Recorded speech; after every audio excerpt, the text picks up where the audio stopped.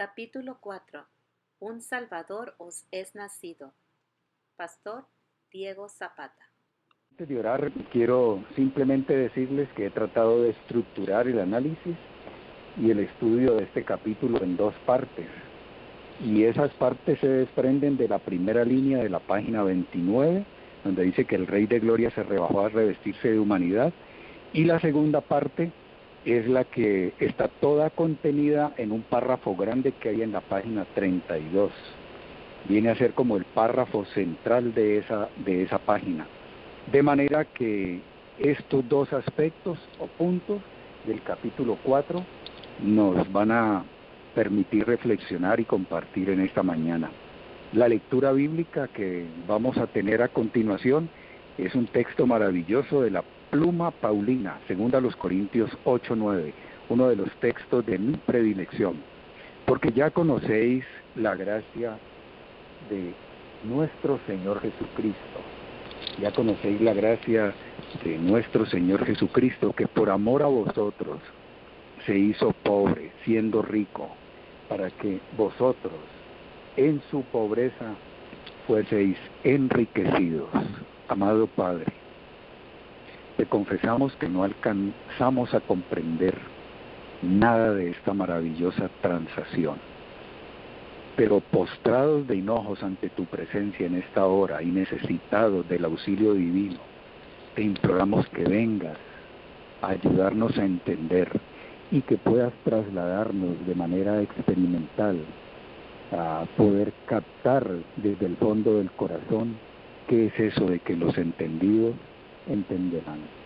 Danos tu Santo Espíritu, Señor, y guíanos, y permítenos tomar muy en serio este estudio, no solamente el de hoy, sino el de este maravilloso libro. Bendícelos a todos aquellos quienes han de recibir este audio, y bendice de una manera a un servidor que sin tu presencia se siente incompetente, hueco e incapaz.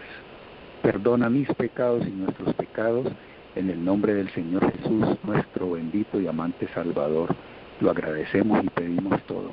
Amén. Página 29, hermanos queridos. El Rey de Gloria se rebajó a revestirse de humanidad. Quiero que noten los términos que ella utiliza. El Rey de Gloria se rebajó a revestirse de humanidad. Tosco y repelente fue el ambiente que le rodeó en la tierra. Su gloria se veló para que la majestad de su persona no fuese objeto de atracción. Rehuyó toda ostentación externa. Vamos a dejar la lectura hasta ahí. Como supongo que cada uno ya la ha hecho, entonces simplemente estoy pellizcando algunas de las líneas que llaman poderosamente mi atención en esta mañana. Llevo muchos años estudiando este libro, créanme. Diría yo que más de 20 años, tal vez cerca de eso. Las páginas del libro pues se han ajado, están amarillas. El libro es verdaderamente vetusto. Sí, da realmente un poco de vergüenza poder ostentar en público este ejemplar que tengo, pero ahí tengo tantas cosas escritas. Desde un lugar a otro me puedo trasladar con facilidad, enlazando, articulando, conectando ideas, textos maravillosos que han iluminado mi conciencia. Sin embargo, ¿cuánto nos falta? ¿Y por qué estoy haciendo esta aclaración o nota aclaratoria en un comienzo? Simple y sencillamente porque en mis muchos estudios de este capítulo pasé a considerar los adjetivos tosco y repelente que ella utiliza de una manera muy distinta a como los considero en el día de hoy.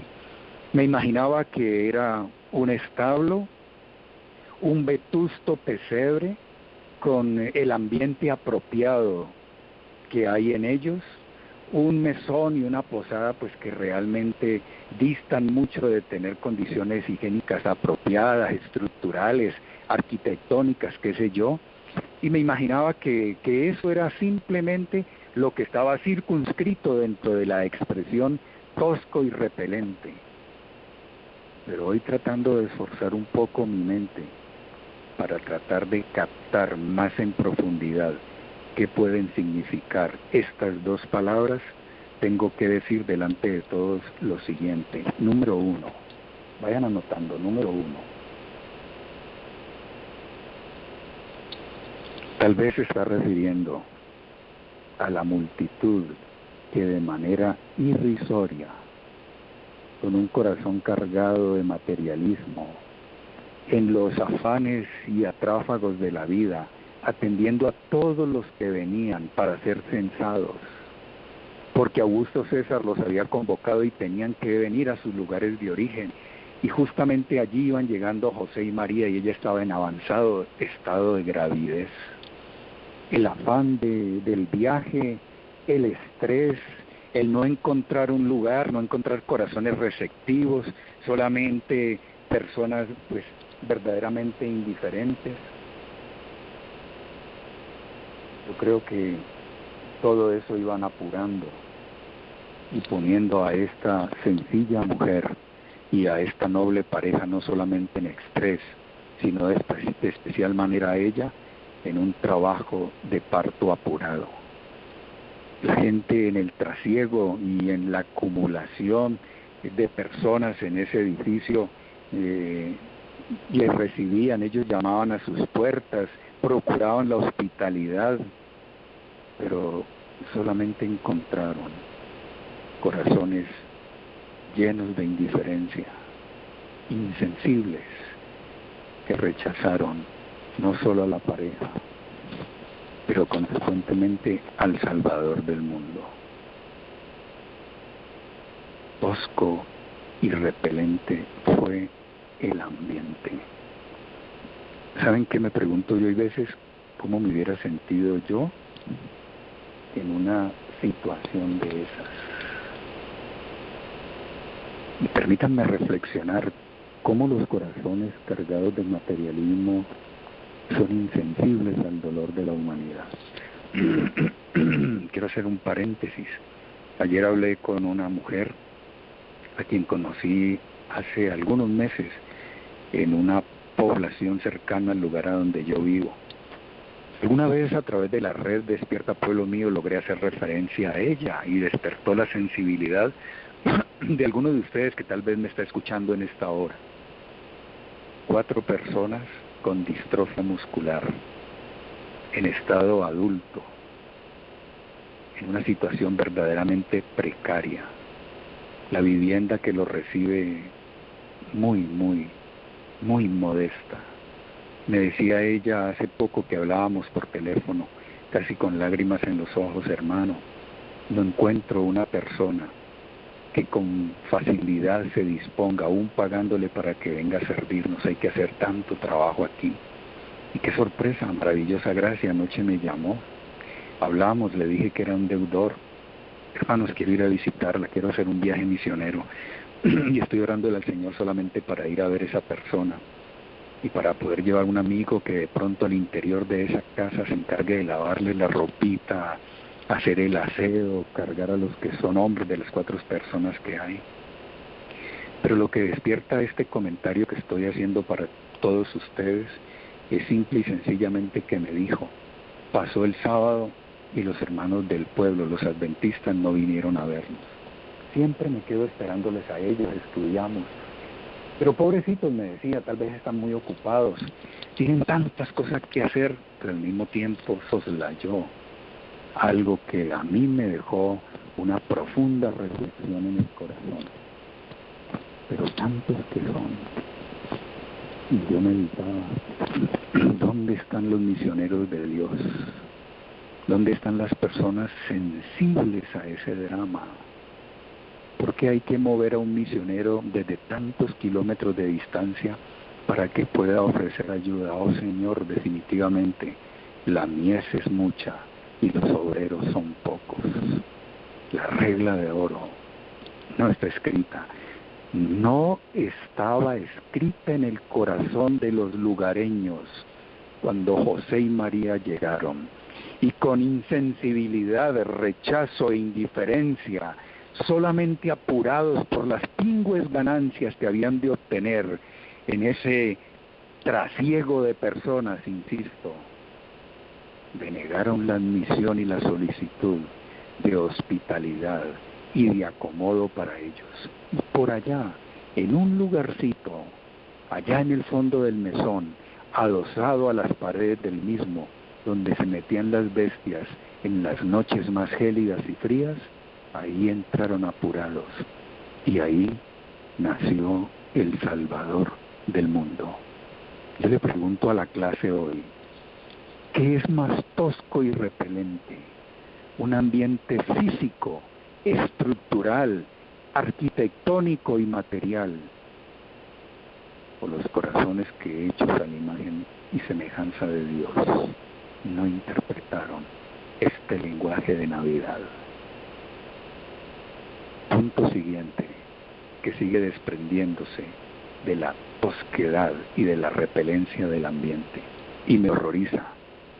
Estoy ahora en la página 29 del deseado. Oigan lo que dice. Miren lo que dice aquí. Los ángeles vinieron a la tierra del pueblo elegido. Dejemos a la multitud mixta, irrisoria. Ahora metámonos de lleno en el pueblo elegido. Ya hemos hecho referencia a lo mismo, vez tras vez en otras oportunidades. Las otras naciones creían fábulas, adoraban falsos dioses, pero los ángeles fueron a la tierra donde la gloria de Dios se había revelado y había resplandecido la luz de la profecía. ¡Qué horror! Y vinieron sin ser vistos a Jerusalén. Se acercaron a los que debían exponer los oráculos sagrados, a los ministros de la casa de Dios. Ahí ya Zacarías se le había anunciado, ahí en el templo se le había dicho, habían cundido las nuevas del nacimiento del precursor, todo estaba maduro en el ambiente, pero los ministros absortos, como la multitud mixta del mesón y de Belén, en la liturgia y en la ortodoxia de estos, dejaron asombrados a la corte angelical por su indiferencia. Aquí dice, los mensajeros celestiales contemplaron con asombro la indiferencia de aquel pueblo a quien Dios llamara a comunicar al mundo la luz de la verdad sagrada. Esta nación había sido conservada como un testigo de Dios y sin embargo no sabía que su venida se acercaba. Pregunto, ¿fue tosco y repelente el ambiente que le recibió? Yo diría que frente a estos toques que estamos dándole a manera introductoria a este maravilloso capítulo, un pesebre, unas bestias, heno y paja, unos humildes pastores que fueron los primeros testigos, juntamente con la pareja de progenitores, si me permiten decirle, vaya y venga, pero que los corazones que debieron estar receptivos, atentos para recibir y anunciar estas buenas nuevas, hubiesen estado en este estado de mediocridad espiritual, es algo que me asombra. Y ahí nació, en medio de todo ello, el Salvador del mundo. Ahora, mi hermano querido, y tal vez amigos que escuchan, quisiera estar frente a ustedes para preguntarles qué opinan. ¿Cómo podríamos dinamizar la clase si estuviésemos cara a cara? ¿Cuántos comentarios podrían cruzarse para que nosotros pudiésemos entonces enriquecer el asunto? Pero continuando entonces con esta dinámica desde aquí, quiero irme a la página siguiente, a la página 30 del deseado de todas las gentes, y por cuestiones de tiempo solamente, leer esta parte. El mundo entero quedó resplandeciente por la presencia del Redentor. A pesar de la tosquedad del ambiente, quedó resplandeciente eso, hermanos. Sobre los collados de Belén, se reunieron innumerables ángeles a la espera de una señal para declarar las gratas nuevas al mundo. Si los dirigentes de Israel hubieran sido fieles, podrían haber compartido el gozo de anunciar el nacimiento de Jesús. Pero escuchen, hermanos queridos, pero hubo que pasarlos por alto. Y yo te pregunto a ti, detrás de una declaración de Elena White, ¿quién puede soportar el ser pasado por alto? Cuando el ángel exterminador pasó por alto aquellas moradas donde no había sangre en el dintel, en aquella memorable escena, casi próxima a la salida del pueblo de Egipto, desastroso fue el resultado. ¿Y qué será que ahora en tiempo de sellamiento Dios tenga que pasar por alto a un hombre? Aquí a los dirigentes de Israel, a la crema innata de la nación, a los ministros de la casa de Dios, a los depositarios de los sagrados oráculos, a quienes debían ser epístolas vivientes y ser la luz del mundo. Hubo que pasarlos por alto. ¿Por qué? ¿Es esto ajeno a la gracia y a la misericordia? ¿Es esto ajeno a la longanimidad de Dios, a su bondad y a su corazón redentor? ¿Es esto ajeno a la ley del renunciamiento que hay en Él? No, hermanos queridos, porque la gracia tiene un límite. La paciencia divina se agota. Y además no olvidemos, como escribió el apóstol Pablo, porque con Dios no se juega. Dios no puede ser burlado. Con Dios es al todo o al nada, la ley del todo o al nada, y Él es celoso con eso.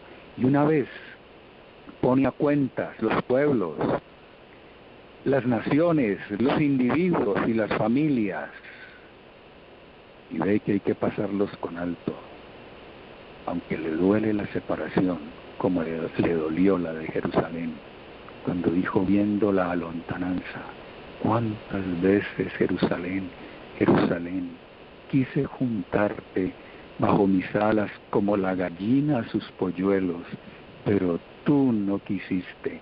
He aquí vuestra casa os es dejada desierta. Otro Jaboc. Y se retiró la gloria, la presencia de Dios.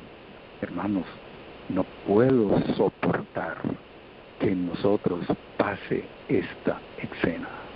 Se repita esta historia.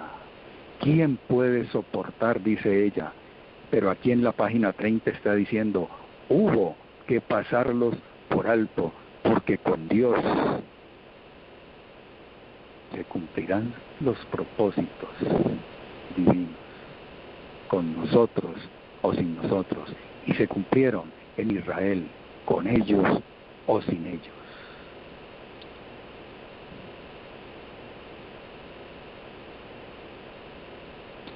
Por contrapartida, vamos al siguiente aspecto que se desprende de esto. Por contrapartida, por allá en los collados de Belén se encontraban unas humildes personas, muy sencillas, pero muy receptivas.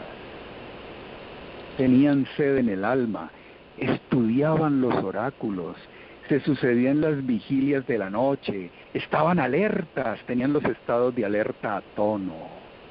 Sabían que algo portentoso estaba por ocurrir, porque recibían la impresión de Dios al respecto. Había una sed de lo absoluto en ellos.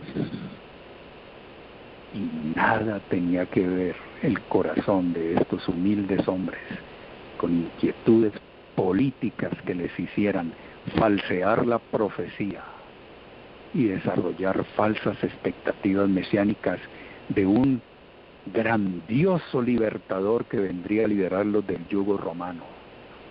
Y para poder que comprendieran, y ojo a esto, porque en esto consiste la esencia de esta cosa, para poder que reconocieran al Mesías en su condición, insisto, porque esa es la esencia. Los prepararon y los anunciaron, les advirtieron y les dijeron, así lo encontrarán, acostado en un pesebre, ahí estará el niño, 2 humildes personas a su lado, tal vez, y envuelto en unos pañalitos. Porque cuando el alma se dispone, la gracia de Dios actúa en su favor. Y estos hombres, sin grandes disquisiciones teológicas, representantes de la clase humilde, vestidos con el traje típico de los beduinos, qué sé yo, con un turbante, una piel de oveja al hombro, tal vez descalzos. ¿Qué aspiraciones terrenas tenían estos hombres? ¿Qué ambiciones de ese tipo? Y a ellos vino la embajada angelical, y el monte se iluminó, y la anunciación, el momento más portentoso de la Navidad. Gloria a Dios en las alturas, y en la tierra paz y buena voluntad para los hombres. Y quedaron anonadados, pero agradecidos. Llegaron a Belén, encontraron al niño y le adoraron. ¿Quién puede explicar esto, amigos? ¿Quién puede explicar esto, hermanos queridos?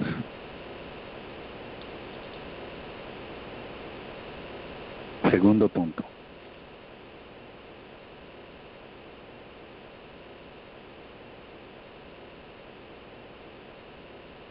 Página 32. No quisiera tener más tiempo para discutir estas cositas con ustedes. Página 32. La historia de Belén es un tema inagotable. En ella se oculta la profundidad de las riquezas, de la sabiduría, de la ciencia y de Dios. Es un tema inagotable, Belén. Yo apenas estoy pellizcando algunas cosas.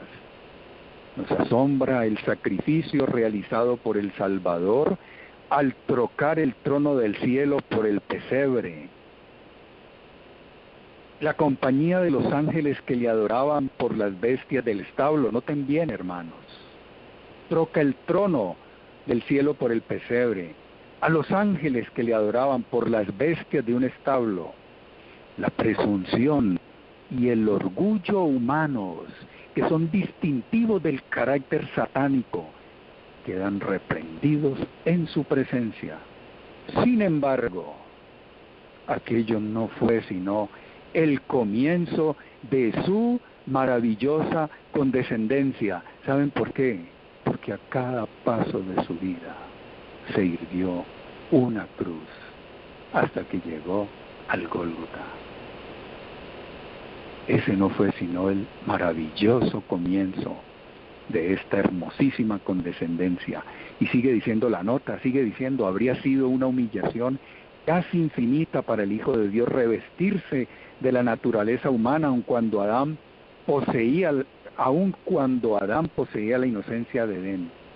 Pero Jesús aceptó la humanidad cuando la especie se hallaba debilitada por 4000 años de pecado, y como cualquier hijo de Adán, aceptó los efectos de la gran ley de la herencia, y la historia de sus antepasados terrenales demuestra cuáles eran aquellos efectos, y nunca podemos pasar por alto la manera como este párrafo termina.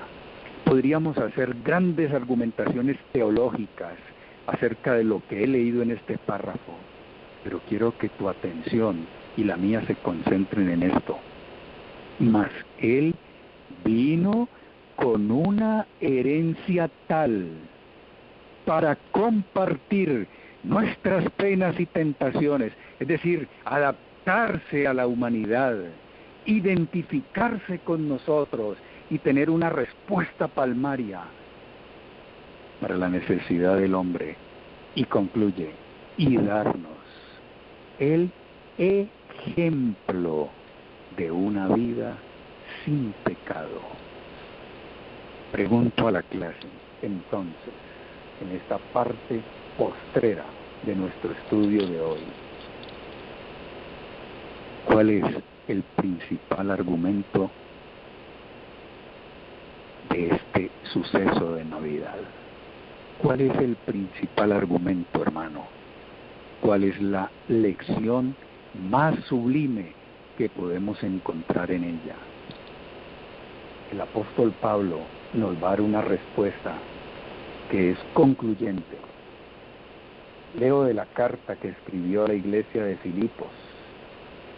Estando por allá privado de la libertad en Roma, hermano, se olvida un poco de sus penas. Se dedica a considerar a esta iglesita que ayudó a constituir con tanto esfuerzo.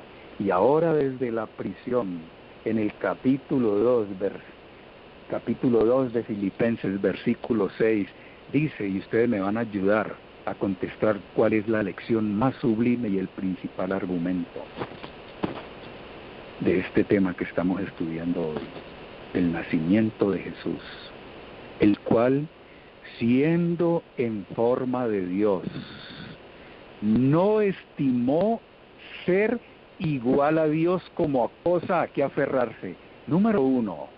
Número 2, sino que se despojó a sí mismo, tomando forma de siervo. 3, hecho semejante a los hombres, y estando en la condición de hombre, se humilló. 4, a sí mismo, haciéndose obediente hasta la muerte y muerte de cruz. ¿Cuál es el principal argumento y la lección más maravillosa de Belén? Sino la renuncia, el despojo, la abnegación, el anonadamiento, el olvido de sí mismo, el dejarlo todo para poder conseguir tanto. ¡Qué extraña paradoja! Pablo utiliza aquí una palabra técnica cuando dice se despojó. No estimó ser igual a Dios como cosa a que aferrarse, sino que se despojó. La palabra es con K. Kenosis. ¿Qué es la kenosis? Sino una renuncia voluntaria que el Hijo de Dios hizo. Y ahora estoy recordando justamente la página 14 del deseado, el primer capítulo que nos animó a estudiar todo este asunto. Escribió allí Elena White: esto fue un sacrificio voluntario. Y recordemos 2 Corintios 5:21, que no puedo leer ahora por falta de tiempo, hermano. 2 Corintios 5:21. Al que no conoció pecado, lo hizo pecado por nosotros, para que nosotros llegásemos a ser justicia de Dios en él. Pregunto, ¿lo hicieron o se hizo? Técnicamente el verbo asume una forma ahí que nos hace concluir de manera inobjetable que Él se hizo. Nadie lo forzó y nadie lo obligó. Maravillosa condescendencia, sublime gracia. Jesús escogió venir a este mundo, a un terreno encantado por el diablo, para desafiar y desmentir las argucias y acusaciones satánicas contra el gobierno de Dios, para librar al hombre de la tiranía y para mostrar algo que es inherente a la naturaleza divina, la manera como Dios obra, por contraste a cómo obra el enemigo, un principio antagónico con los principios que rigen el corazón egoísta, suficiente y orgulloso de Satanás, y que obviamente en un campo de conflicto tienen que chocar. Lo que Jesús vino a hacer es simplemente la manera como Él funciona, es lo que Él es la esencia de lo que Él es. Y yo quiero preguntarte ahora, hermano querido, ¿qué se espera de cada uno de nosotros? Que se reproduzca el carácter de Jesús, el Cordero, aquel que experimentó la kenosis, el anonadamiento y la renuncia, porque no sabe hacer otra cosa, o el carácter de Satanás, egocéntrico por naturaleza, que todo lo quiere para sí, difamador, calumniador, tirano, homicida, padre de mentiras, que se espera de cada uno de nosotros. Y estas declaraciones que están finalizando el estudio de hoy se encuentran todas enmarcadas en un versículo que Jesús le dijo a la multitud que pretendía seguirlo, y se extrapola a nosotros, mis hermanos. Si alguno quiere venir en pos de mí, niéguese a sí mismo, tome su cruz cada día y sígame. ¿Quién oye esta voz del Cordero de Gloria? Concluyo con una declaración del deseado que vamos a estudiar mucho más adelante, de la página 469, que refrenda todo esto que he dicho. Página 469, capítulo sin manifestación exterior, último párrafo. Hoy es tan cierto como en los días apostólicos que sin la iluminación del Espíritu Divino la humanidad no puede discernir la gloria de Dios. Imposible, hermanos.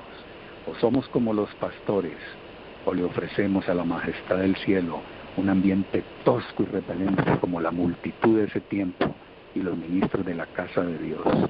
La verdad y la obra no son apreciadas por un cristianismo que ama el mundo y transige con él. Ojo, no es en la comodidad ni en los honores terrenales. ¿Qué tal si Jesús busca esto, hermanos? ¿Dónde estaríamos nosotros? No es tampoco en la conformidad con el mundo. Jesús no estableció componendas con el egoísmo, ni con el lujo, ni con la moda, ni con la cultura. Mantuvo su identidad, su esencia se mantuvo. El ser abnegado, la kenosis, el hombre que se despojó, que renunció y que se anonadó para darnos vida a nosotros. No es en la comodidad, ni en los honores, ni en la conformidad con el mundo donde se encuentran los que siguen al Maestro.